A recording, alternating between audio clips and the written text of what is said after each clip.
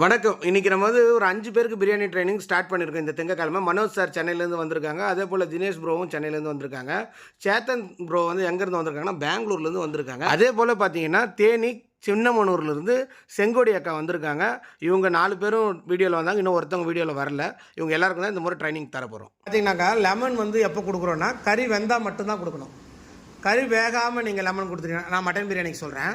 Mutton பிரியாணியை பொறுத்த வரைக்கும் பீஸ் 3/4 வேக்காடு ஒரு 70-80% வெந்துருச்சாங்கிறத செக் பண்ணிவிட்டு அதுக்கப்புறம் லெமன் ஜூஸ் கொடுத்துருங்கப்பா. மட்டன் வெந்துருச்சுன்னா லெமன் ஜூஸ் கொடுங்க. அப்போ என்ன ஆகும்னு பார்த்தீங்கன்னா நல்ல சாஃப்டாக இருக்கும் மட்டனு. சேம் டைம் இதுக்கு மேலே வேகாமல் பார்த்துக்கும். இது 2 விஷயமாகவும் யூஸ் பண்ணலாம். ஒன்று ரொம்ப வெந்துருச்சுனால லெமன் கொடுத்து அடுப்பு ஆஃப் பண்ணிங்கன்னா கொஞ்சமாச்சும் வெறப்பாயிடும். தம் போடும்போது ஓரளவுக்காச்சும் பீஸ் முழுசாக கிடைக்கும். கறி வேகாமல் லெமனை கொடுத்தீங்கன்னா வேறன்னு ஆகிடும். இன்னொன்று லெமன் ஊற்றின பின்னாடி பாத்திரத்தை முழு மூடியாக போட்டு மூடக்கூடாதுங்க. முழு மூடியாக போட்டு மூடும் போதும் என்ன ஆகலாம் அப்படின்னா ஒரு சில நேரத்தில் கசந்து போயிடும். பிரியாணி போட்ட உடனே மூடுறோமே அப்போ மூடலாமான்னு நிறைய பேர் கேட்பாங்க. அது சாதத்தோடு சேர்ந்து வேகலாம். தம் போட்டு பார்த்துட்டோம். இப்போ அரிசியோட லென்த்து பார்க்கலாம். பார்த்தீங்களா, இந்த மாதிரி வந்துருச்சுன்னா முழு லென்த்து வந்துருச்சு.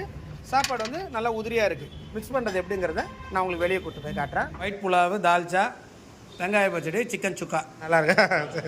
எங்கள் ஊர் ஸ்பெஷல் இது. தேங்க்யூங்க. Thank you so much.